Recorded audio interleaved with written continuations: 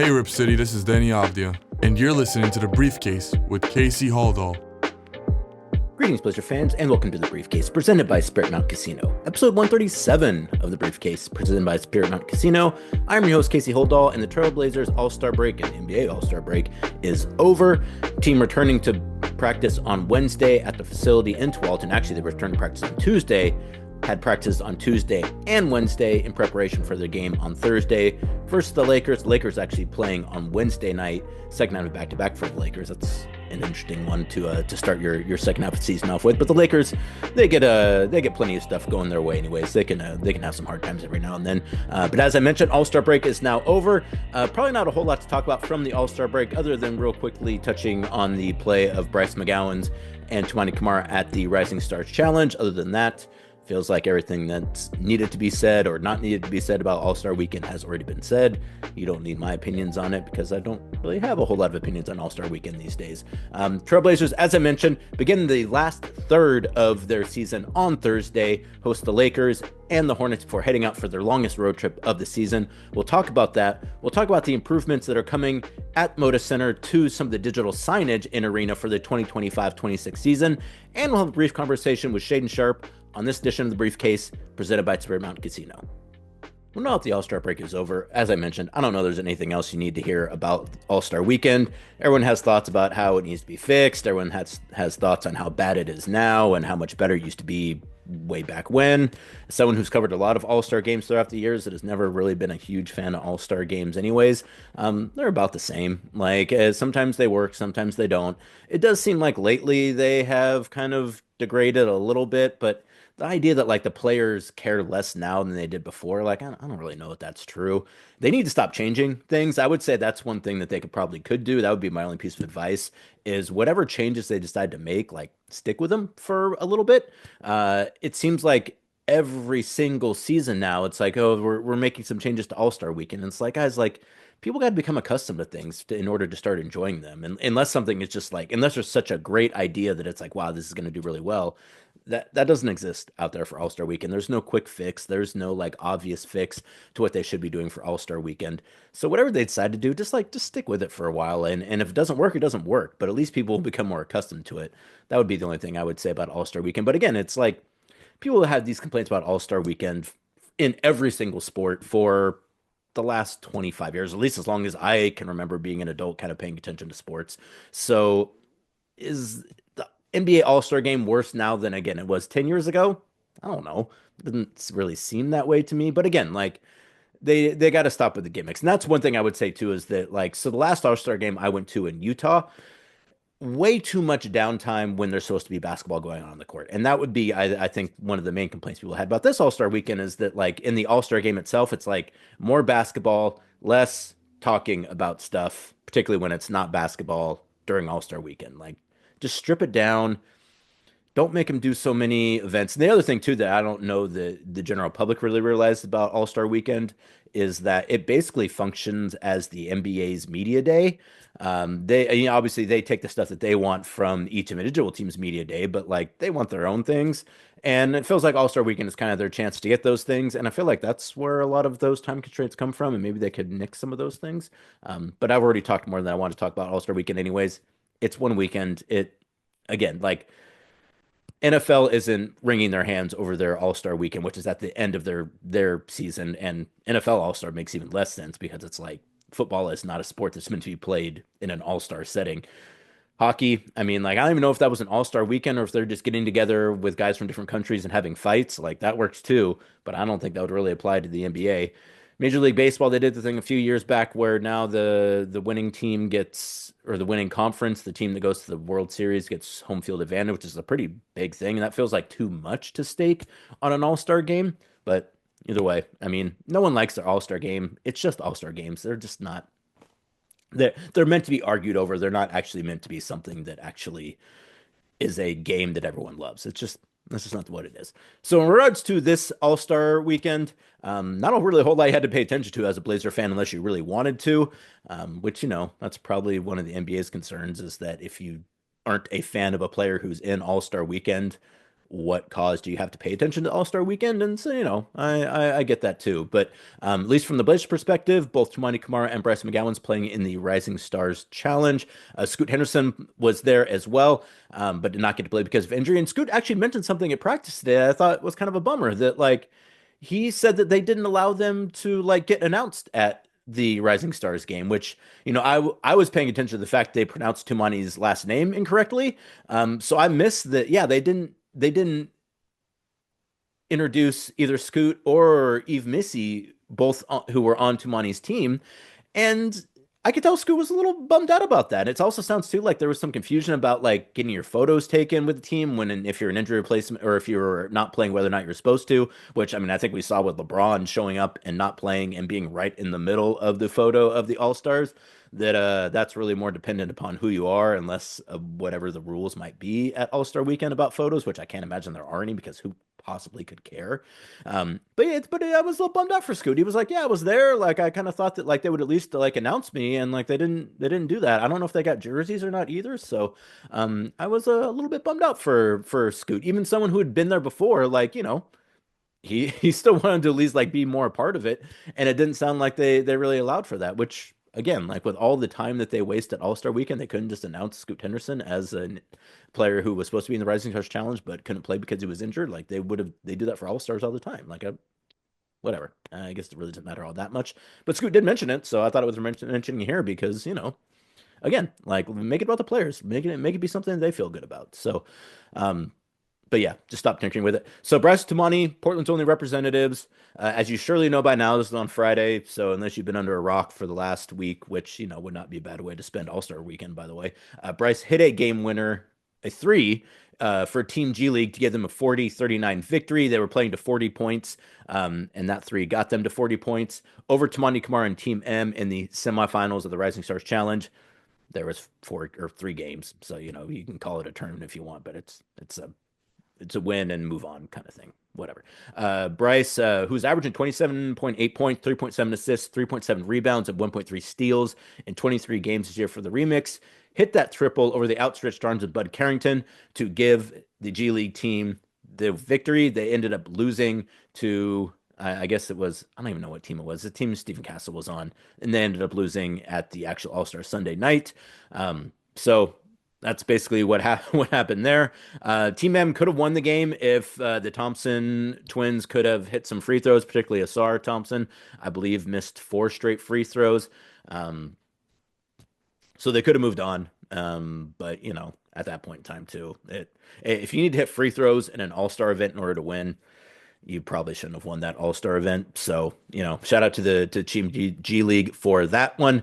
Bryce finished with 12 points on 5 of 9 shooting from the field and 2 of 4 shooting from 3, 2 assists, a rebound, and also an assist in 10 minutes.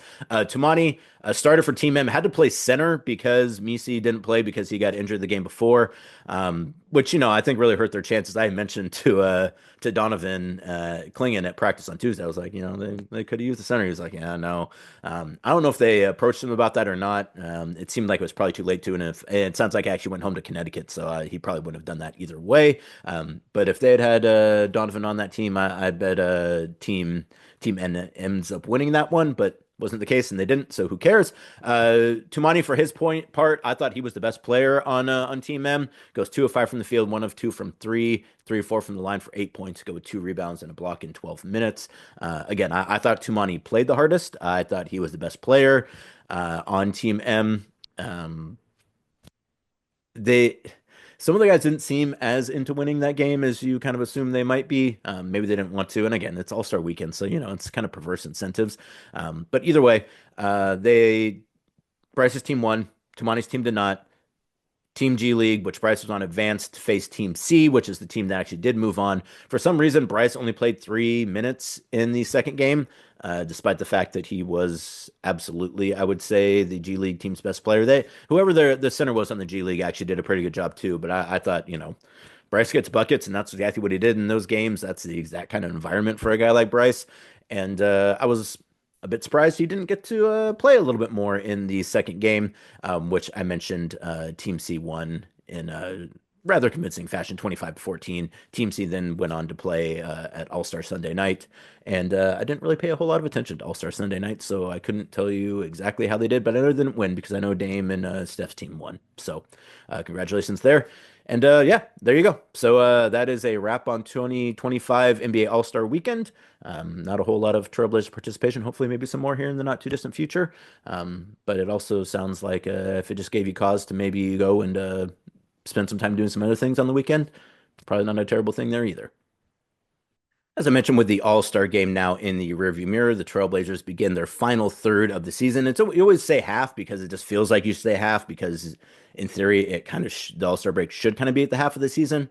But the Blazers are it's exactly a third of the season with 27 games. 27 games is exactly a third of 82. And that is why your Portland Trailblazers have exactly their final third of the season to play over the course of the next 2.5 months. They are 23-32, which is 13th in the Western Conference. They're 1.5 games back from the Spurs and 9 games back from or 9 games up on the Jazz in 14th. The bottom of both the conferences is pretty you got to be pretty far down there to get in the conversation for having the worst record in the NBA, and there are a number of teams that are battling for that mantle. So Trailblazers not one of those teams, and they are 22nd in the NBA in total. As I mentioned on the last session of the briefcase, the bottom half of the Eastern Conference, after I would say like the top 6 or 7 teams, it's pretty rough sledding. You make a pretty good argument that they're the best teams at the top of the Eastern Conference in the league, and the teams at the bottom are absolutely the worst teams in the NBA. So they got a little at the top and a whole lot at the bottom. And that's where the Trailblazers are at as they enter the final third of the season. Blazers are 8-19 on the road and 15-13 at Moda Center, where they begin the final third of their season. They have 14 road games remaining. 12 of those are just on 2 trips. As I believe I've already mentioned, the Trailblazers, after they play these 2 games versus the Lakers and the Hornets, go out for a 2-week, I believe 7-game road trip, their longest road trip of the season, perhaps their longest road trip in the last couple seasons. I actually just bought a new vacuum luggage bag sealer thing for that trip because I figure 2 weeks a lot of time to pack. Maybe I'll try to do laundry somewhere on the trip. It's actually pretty tough to do laundry on road trips, and I think part of it's just where we stay. Like the hotels we stay at are very nice hotels, but they're generally not hotels that are close to laundromats, and there is no way I am paying hotel laundry prices, which are astronomical. If you think minibar prices are bad, the price to get laundry done at a hotel is you basically you might as well just almost buy new clothes. Like that's how expensive it is. So your boy will be vacuum sealing some clothing in his bag in an effort to get through the 2 weeks without having to stop to do laundry. But I might if I start getting complaints from people, I'll maybe do some laundry. That's probably too much information. As I mentioned, 13 home games left on the schedule to go with 14 road games. So basically a split between home and road games for the Trailblazers, which is good. I think you kind of want to have things split up. You don't want to have a ton of one type of game or a ton of the other type of game. It's good to have the second half of your season, or really, again, the final third of your season, really kind of mimicking more of a regular season. So, like for the Blazers too, I think you can approach these 27 games as like a little mini regular season for them, seeing as they have almost the exact same number of road games and home games. So, maybe a little bit of an internal challenge there as well, which I think is kind of an interesting way to pose a final third of a season. LeBron, Luka, and the Lakers on Thursday, though. As I mentioned, the Lakers are playing Wednesday night in Los Angeles and then boarding a plane to Portland for the second half of back-to-back on Thursday. There's already been some rumors and reports that perhaps LeBron will not play in the game versus the Blazers on Thursday. Not sure if he's going to make the trip. The Lakers have a nationally televised game versus the Nuggets in Denver on Saturday.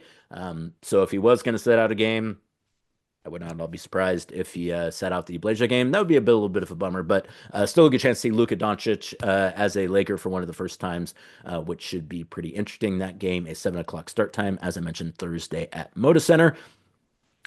And then they play on, as I mentioned, Saturday versus the Hornets before heading in the HBCU night, which is going to be a cool night. We got some bands coming into town. Should be a good time. If you're going to be at the arena, show up early, maybe stick around for halftime as well. It should be a pretty cool show outside of the basketball, which hopefully will be some pretty good basketball as well.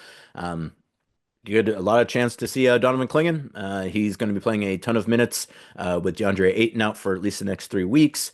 He looked really good in the last two games in Denver, particularly the second game in Denver when he started to play 31 minutes.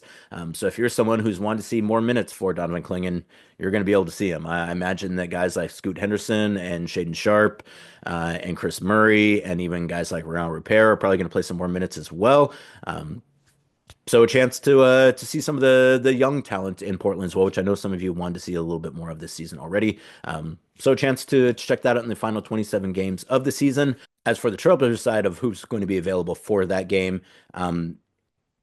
on practice on Tuesday and Wednesday, Chauncey Billups said that pretty much the entire team went through practice, except for DeAndre Ayton. Even Matisse Thybulle went through parts of and some non-contact parts of practice.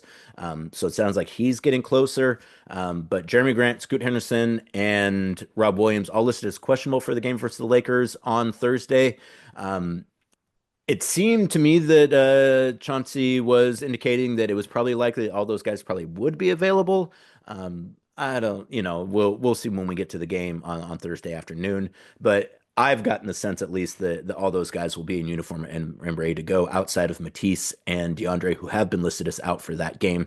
But back to Matisse real fast, too, though. After practice on Wednesday, where they had a little bit of a later practice.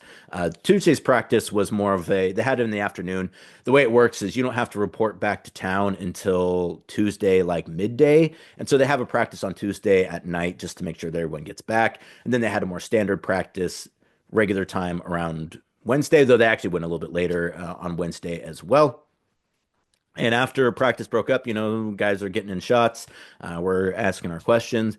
And Matisse was on the far court playing some, I believe it was 2-on-2 with, I think, one of the coaches and Dwap and Rayon. And going pretty hard. Like, I mean, looked like he was going through a full workout. While that might not have been full contact, it definitely wasn't non-contact, I would say. And he looked good. Like he did not look to me at all like an injured player. So I would say that's a pretty good sign about Matisse's ability to get back out there, hopefully sooner rather than later. Matisse hasn't played yet this season. I know that that's probably something that has really bothered him. I know it's bothered a lot of you out there as well, because I still get messages from you guys asking what's going on with Matisse and when he's going to play. So while I don't have an answer for that specifically, I would say that he's definitely getting closer, and I would imagine sometime here in the not too distant future, maybe within the next couple weeks, maybe even sooner than that, I imagine Matisse will be back out there, which, then it becomes a question of like, well, where does he play? Because they have a lot of guys at that position, which, I think is a fair take. But I mean, either way, it'd be nice if he was healthy and available to play, not because like, I mean, the Blazers could use Matisse, but outside of that, like more just like it'd be nice if Matisse got to play because Matisse is a ball player. He likes to play basketball, and he hasn't been able to do that for a while now. So, really looking forward to him getting back out there. Hopeful that he is able to remain injury free, has no further setbacks, and as I mentioned, hopefully back on the court here sometime very soon.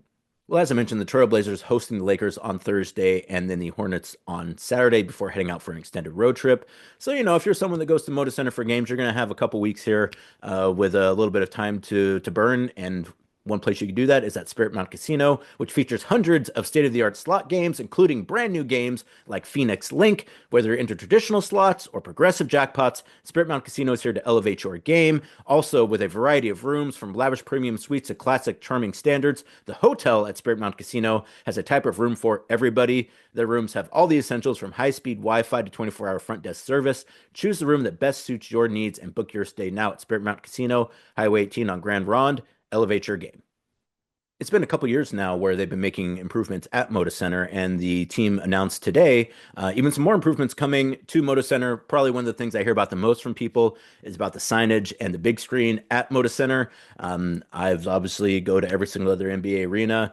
I've seen what they all look like. A lot of teams have transitioned to the new kind of flat screen style of big screens, and Trailblazers not there just yet, but they are making improvements to their digital video boards and signage. Going to read some press release here, which is very exciting news. I mean, it's great news. Any improvements made in the arena, I think is always great. I feel like Moda Center has held up really well throughout the years. Like when I'm working in Moda, like I don't feel like it's an old building. Like, but there are just a few things here and there that can be improved. And one of those things are the video boards, and those enhancements are coming for the 2025-26 season. Team announcing today that the Blazers are enhancing their fan experience at Moda Center with major video board upgrades set to debut during the 25-26 season. The project will transform in-game visuals and stat displays across the arena. The highlight of the project is the transformation of the iconic Hustle Board and Stat Central displays, an innovative feature that set Moda Center apart when it opened in 1994, will be upgraded to dynamic LED displays totaling 7,520 square feet of screen space, more than 1.5 times the square footage of an NBA court. The new screens will allow for more real-time, in-depth stat displays, video displays featuring player personality videos, and in-game entertainment. If you've been to Intuit Center, what the Blazers have released in the renderings looks very much like what they have on their video screens at Intuit Arena. So I think that these are kind of the new wave of what is going into arenas as of late. The upgrade features prominent video boards in each corner of the ribbon board display between the two corners at each end. Each corner board will measure 24 by 50 feet and feature over 1 million pixels, with the ribbon screen also boasting 1 million pixels as well. Additionally, rear-facing LED screens will be added to the back of the new video boards to ensure fans throughout the arena will have clear views of game content. And of course, Moda Center's center-hung scoreboard will be enhanced, increasing in size by 56% to 2,092 square feet of seamless LED display with more than 13.5 million pixels. 2,092 square feet is larger than my house. So there is more square footage on the video board at Moda Center than there is floor space at my house, which it's an interesting way to think about it.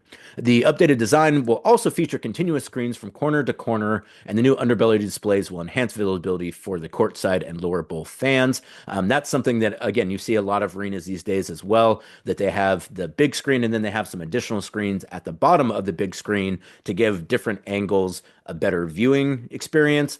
Particularly if you're sitting kind of in the 100 level, or particularly if you're sitting courtside and you have to kind of crane your neck all the way up to see the video board, it's a little uncomfortable. Actually, it's not a little uncomfortable. It's incredibly uncomfortable. It's almost impossible. Basically, it's akin to sitting in the front row of a movie theater and having to kind of like move your neck all the way up in order to see everything. So they have the additional kind of smaller video boards mounted at the bottom and sometimes on the side in order to negate that, which is very nice, particularly where a lot of times you sit in press row. You're kind of usually at the top of the 100 level in a lot of these arenas these days. So it's nice to have something kind of almost at eye level to where you can see some of those stats. It's very helpful. So really glad to see another addition at Moda Center, some more improvements at Moda Center. I know people have wanted to see more and more improvements at Moda. They've changed out a lot of things. They've changed some of the seating. They've changed some of the configurations. I know there's other large improvements coming as well. They've replaced the roof on Moda Center recently as well. So a lot of things that maybe you don't necessarily see but are important to the health of the building. This is one of those things, the digital signage, that you're absolutely going to be able to notice at Moda Center, which is nice. I mean, like, all those other projects are really important, but fans aren't going to get excited about there being a new roof on the building. Fans aren't necessarily going to be excited that there's new steel in the building that allows us to reconfigure the arena in a lot of different ways that we just didn't have the option to before. And fans shouldn't care about that stuff necessarily. That's in the weeds arena stuff. But in terms of the fan experience, both at concerts and particularly for Blazer games, having some new digital signage, having an expanded scoreboard, which will not be the end of the scoreboard improvements, as I understand it as well. This is just one of a number of improvements that I think are going to have throughout the next couple seasons here. There's some logistical things that have to happen in order to put in some new scoreboard stuff. So they're not to that point just yet, but they are going to make upgrades to the current scoreboard right now, which either way is going to be improvement from what they have now. So definitely a good thing there. So yeah, another reason to head on out to Moda Center and check out some Trailblazer games here starting next season, 2025-26. All right, let's go ahead and hear from Shaedon Sharpe, third-year guard out of Kentucky, even though he never played at a game at Kentucky, though he's out of Kentucky or out of London, Ontario. You can give him a shout out to his hometown. Chance to talk to Shaedon after practice on Wednesday, just about a host of topics, about his All-Star weekend and some of the things he's been working on. His thoughts on his third season in general, where he's made the most progress, where he feels like he's still got the most room to grow, the win streak and kind of how that felt, particularly for a guy like Shaedon who, has been here for 3 years. So in that first year, the Blazers had a little bit of success. The second and third year is kind of up and down. So I was curious his thoughts about the win streak and just how it felt to have a kind of a sustained run of really quality play that he was a huge part of. His relationship with other Canadian players and just the relationship amongst Canadian players, more and more guys from Canada making the NBA these days. And so I'm just a little curious kind of what those relationships are like and how they get along. What he wants out of his career and coming off the bench. I thought it was a nice, shortish, interesting conversation with Shaedon. Not a man of a ton of words, but, he was willing to give me some time today, so I really appreciated that. So here's Shaedon Sharpe discussing his third season after practice on Wednesday at the team's facility in Tualatin. Here with Shaedon Sharpe. So Shaedon, first off, how are you doing? We haven't talked in a minute. Yeah, doing pretty good. Out here. Well, we just came back from All-Star break, so had a good time with my girl, just to sit back and relax. But I'm excited for the second half of the season and to get back. How was your All-Star break? That was actually my first question. I saw that it looked like you bring me on the beach a little bit. You get a nice little time away. You seen that? I follow you on social, so yeah.